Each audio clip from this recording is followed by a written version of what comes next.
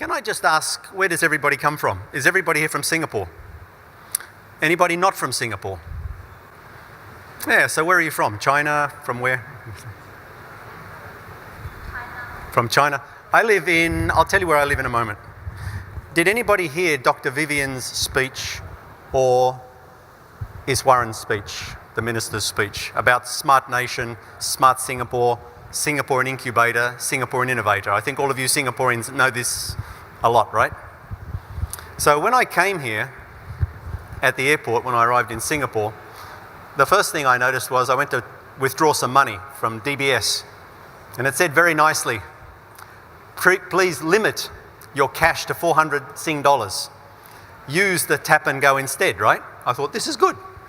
Then I went to catch a taxi, and the lady said, lane 8, cash only. Okay, cash only, limit cash. I checked into the hotel. In the hotel, I have to sign a form, paper. My room isn't ready. She said, go downstairs to the gym. I go downstairs, I need an access card. I don't have an access card, right? I haven't checked in. So I go through the other entrance. You have to fill out this form. So I just came back from another country where when I arrive and I hop on the train, I use a credit card to go on the train. I use a credit card to come off the train. No paper, no ticket, no receipt. When I check into the hotel, it says no cash, no paper in this hotel. When I'm in China, I use Weixin. I don't need to use anything. So, you have countries like Norway, China, Estonia. Where's Singapore? I think I have a clicker, right? Thank you, sir. So, I'm not going to bore you with 1,000 slides. I'm going to give you one. And it's a framework. And I know here we're talking about cloud and AI. So you're going to ask me, is it going to work? Where's the cloud and where's the AI in this picture? So I thought today what I would do is talk to you a little bit about Singapore as an incubator for innovation. You've heard many themes in the main stage for those of you who listened, and it said what? It said Singapore is small, right? Singapore has good governance, has good regulatory policies, has good framework. You have good visions. It's called Smart Nation. I came to Singapore about 9 or 10 years ago, and I built the national broadband network for you. I closed the deal with Huawei, and I led the project team. That was 9 or 10 years ago. So you've had the potential for 1 gig to every home for 8 years. In Sichuan, in China, in the last 4 years, 20 million homes have been connected by fibre. China pretty much only uses 4G. You have 30% of the people here still using 3G in Singapore, for example. So the concept that Singapore has, the framework of taking a vision up the top, which is Smart Nation, and then having industry transformation plans, which is very advanced. But the industry transformation plans are a couple of years old. 2 of them, transport and retail, are very good. And the other ones are 1-page summary. But you have a plan. So when I think how to promote Singapore around the world and what should Singapore do, the next component is why we're doing these sorts of events of incubation. And this layer here is all about incubation or engagement facilities. Just now I've studied about 200 or 300 of the SMEs, and probably a lot of you are SMEs. And the biggest challenge you have out there after this conference is how to take your products to market. So how do you put your products, your capability in here to engage industry and to engage the people who are going to buy your products? How do you do those things? So down at the bottom here is where everybody talks about cloud and artificial intelligence. But the requirements always come from the top, from the users. And just now somebody was asking me about the Sustainable Development Goals, the badge that I wear. This is a framework developed by the United Nations. If you want to end poverty or provide water or infant mortality throughout the world and reduce it and improve it, then how is it that what your company out there does ties into this, which every single government and every single company that is an enterprise demands? That's your target. I haven't talked about any technology yet, right? No cloud or anything else. I'm talking about how does Singapore, what can Singapore do to the rest of the world? You're small, you have governance. You put on the best shows in the world. How do you export this capability together with all the SMBs and take it around the world so that Singapore Inc. is what you brand around the world? And Inc. means incubator. Incubator for what? Incubation for innovation that delivers business results. So this framework that we're trying to show you comes from planning, vision and planning, to how to have engagement. The engagement doesn't sit with technology and showing proof of concepts. Just about every SME out there doesn't have a business model. It has lots of innovative ideas, doesn't have a business model. Who are the integration partners? Are you able to? Do you have the funds to do proof of concepts? Because if you can't prove your concept to an industry or to partners, you can't take your products to market. And Singapore can't take it to market. So Singapore should be like a POC, in my opinion. In the segment here, you have 23 industry transformation maps. So you have segmented the market into 23 sectors. This is Singapore, in case you don't know it. And you have these plans at the top. So you have a plan, you have sectorized everything, you need engagement models, and now you need solutions. So let me give you some examples where I just came from. Those examples I gave you of being in Norway are 2 to 5 years old. It's Norway. Singapore, Norway. Norway, Singapore. Which one, right? Who wants to be number one? The reason I say these things is because for 9 years there hasn't been a significant amount of change. Huawei, who has become $92, $100 billion private company, is now also considered number one. Singapore is considered number one. When you're chasing somebody, it's really easy, right? You know where to go. But when you're number one, what do you do next? And how do you do it? So what here today I thought I would do is to try and give you a framework to set the scene for the afternoon session of panels. And I'm trying to give here a framework that says, don't think it's just about some acronyms. Think about this here as the cloud that incubates from technology and requirements all the way through.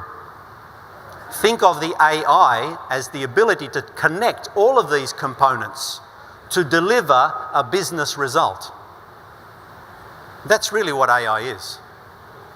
Yesterday we're hearing different discussions pointedly about AI very specifically.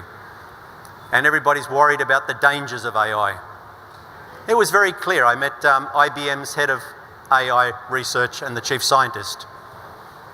And he went through the argument with a robot, with an AI-based robot.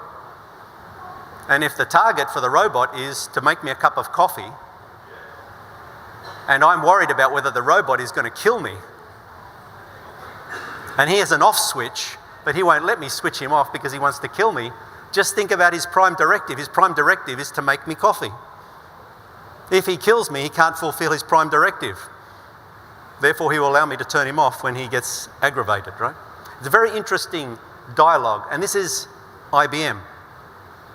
And I know I'm plugging for the competitor, but I think it's important to put in perspective things like AI, whether they come from a robot or a chatbot, or whether we're thinking of collecting a range of things that are not necessarily data. And we're using intelligence, group intelligence here, to produce a business result up here. So the message I want to leave you with here today is about how do you think of cloud? How do you think of artificial intelligence? I'm not here to try and tell you about the components of cloud. Everybody's been talking about that for 30 years. 30 years. I remember we drew a cloud around some data systems and called it cloud many, many years ago. And nothing's really changed except the marketplace. So here what I'm presenting is a marketplace of business requirements as opposed to a marketplace of technologies. Thinking about artificial intelligence, instead of thinking about the chat box or the data scientist developed algorithm, I'm proposing that AI really is thinking about how do you put all of these components together. So why I asked who's from which country is to try and set everything in perspective. Singapore has presented itself as number one, and it wants to be number one. And the minister got on stage and said, we're going to be number one in IoT and 5G. Sorry, too late, right? China, way ahead. Even in the US, way behind. So, how do we, as a bunch of SMEs, sit together with corporate giants like the Huaweis? What can we do to help you, if you're here in Singapore, to drive Singapore? What can we, as Huawei, do with you as SMEs to take your products and your solutions overseas, where the market is bigger, perhaps, than in Singapore? When I was working with the Committee for the Future Economy here in Singapore with the government, we created the concept of clusters of knowledge, as opposed to centre of excellence. So how do local Singaporean companies become billion-dollar companies around the world? You don't do it by doing sales. Huawei learnt that a long time ago. We learnt that you need intrinsic intellectual property. You need to understand all of these technologies. You need to invest in those. You need to invest in engagement facilities. The examples I've given here, X Labs, Incubator Labs, the Customer Solution Innovation Centres, Executive Briefing Centres. This is Huawei's methodology for taking our products to market. So we take complicated platforms, we put them here through an engagement facility to allow SMEs to allow partners into and onto our platforms. I've got 3 minutes to go. I wanted to keep it short. I would like to open for 1 or 2 questions if you'd like. Any questions? Yes, sir. 5G. It's okay. So there's a question here about 5G. It's very interesting about 5G. I'm actually doing a particular project starting next week on 5G, which I can't really discuss with you in detail, but let's talk about this department called X Labs.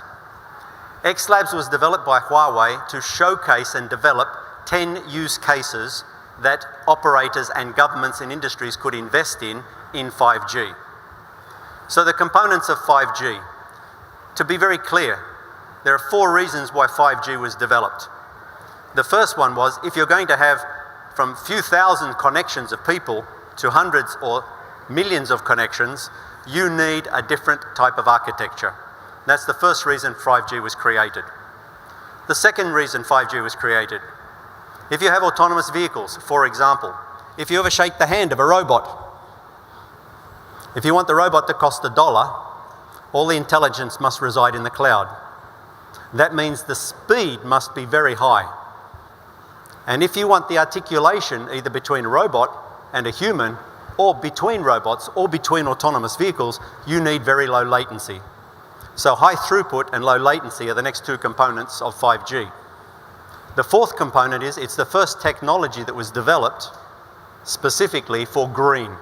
So if you want to follow one of these and keep the planet green for the next generation, then it's the technology that was developed to be at least 10+% more end-to-end power efficient.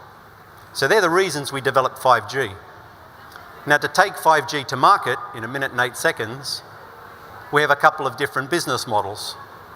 Some of them suit Singapore and some of them do not suit Singapore. Let's take one that suits Singapore. For 150 years, we've had manufacturing done linearly. It's done in a production line.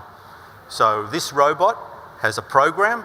He does what he does. He passes it to this robot. He has a program. He passes it to this robot. It's in a production line. The concept that Huawei has now exploring with ABB and other manufacturers is, how do we make this room a manufacturing room by putting in robots from different companies connected by 5G with very low latency to an algorithm in the cloud, and I ask it to make this. And the robots will assemble themselves and make this, because robots can do it much better than we can. And tomorrow, when I don't need this and I want to build a microphone, I put different materials in front of the robots will organise themselves and produce a different product on demand. So just taking a classic example of how 5G could be applied, for example, in Singapore. Singapore has a requirement for manufacturing, transformative manufacturing, whether it's in semiconductor or in aerospace or others. So that's a practical example of using one very specific capability of 5G in an industry that suits Singapore. I hope that half answers your question. In 30 seconds or less, any other questions? If not, I'm Paul Scanlan. I'll be at the back if you'd like to chat with me. Thank you very much.